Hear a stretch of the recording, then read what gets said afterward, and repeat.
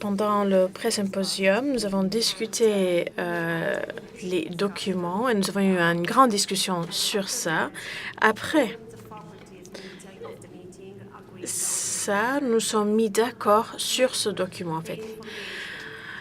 Le réseau Malta Health, No Pain Foundation et CIP Malte sont d'accord avec les recommandations de politique pour 2016 et le plan de route pour action. Dans ce document, nous avons essayé de mettre en œuvre un plan de route qui adresse efficacement les questions de la douleur au sein de la société. Nous avons pris en compte 5 facteurs. La facilité de la mise en œuvre, l'efficacité des coûts, urgence, priorité nationale et les impacts majeurs pour les patients. Nous avons gardé en tête ces 5 points clés et donc nous avons recommandé 9 recommandations. Numéro 1, la douleur chronique doit être reconnue comme une maladie et doit être inclus comme une condition indépendante. Les effets de la douleur chronique doit avoir un traitement. Une prévention de la douleur chronique doit être organisée, d'avoir cette campagne pour sensibiliser les gens. Il doit y avoir des politiques et des services de la gestion de la douleur au sein de nos hôpitaux et il faut avoir davantage de recherche. La collaboration aussi est essentielle. La douleur doit être inclue comme un indicateur clé dans les résultats des interventions médicales. Des facilités appropriées doivent être établies pour faciliter la spécialisation des professionnels de santé dans le domaine de la gestion et traitement de la douleur. Les autorités maltaises doivent faciliter la reformation vocationnelle et l'intégration aussi au sein de la force de travail des personnes qui souffrent de la douleur chronique. Finalement, un plan de la douleur nationale doit être établi et mis en œuvre d'ici 2020, en fait. Nous ne voulons pas garder ce document comme simplement un document, mais nous voulons que ces recommandations soient traduites dans une action efficace. Maintenant, je passe la parole à ma collègue Gertrude qui va nous donner davantage d'informations sur la discussion que nous avons eue pendant notre rencontre.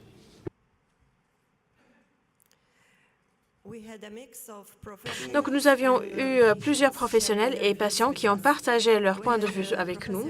Il y avait le professeur Bosamowski-Never qui a parlé de traitement des patients qui peut demander beaucoup d'expérience.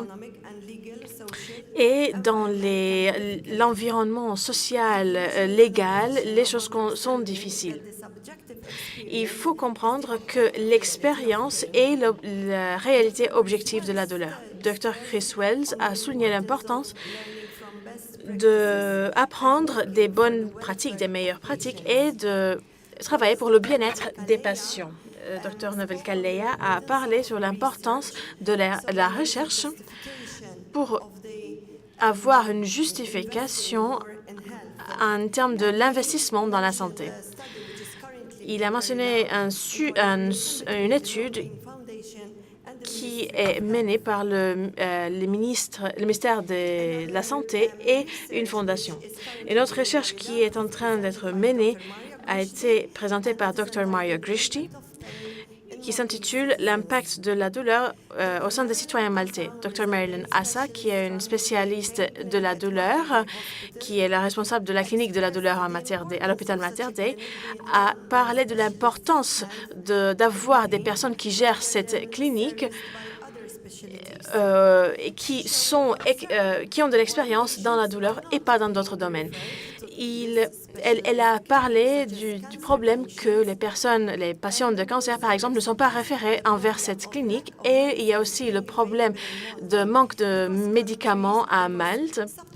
parce que les fournisseurs ne considèrent pas les chiffres de notre pays qui sont économiquement intéressants, on va dire. M. Camilleri, qui est physiothérapeute, a montré l'importance des thérapies pour des patients, comme la physiothérapie, par exemple. Et ce type de thérapie doivent être pris en compte quand on élabore des politiques. Ah, j'ai perdu le papier. Ah, voilà. Les patients...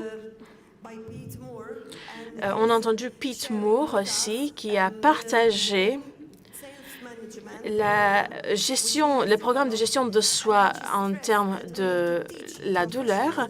Et il faut apprendre, il a parlé en fait du fait qu'il faut apprendre aux professionnels sur le besoin de la gestion de soi. Mariano Vota, de l'ACN, a partagé le concept d'avoir une coalition pan-euro-méditerranéenne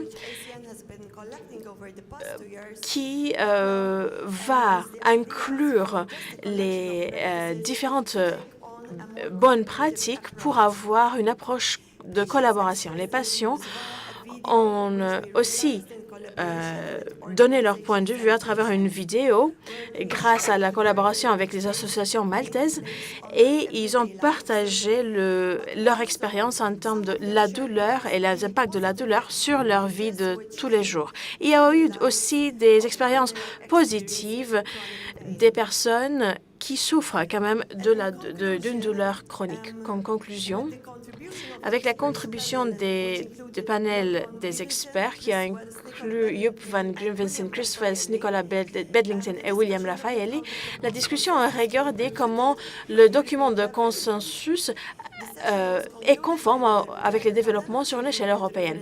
La session a été conclue par un autre panel qui inclut le prêtre Chris Caruana et Mme Antoinette Calleya. Il y avait un accord en général que nous pouvons arriver à un document de consensus qui est faisable.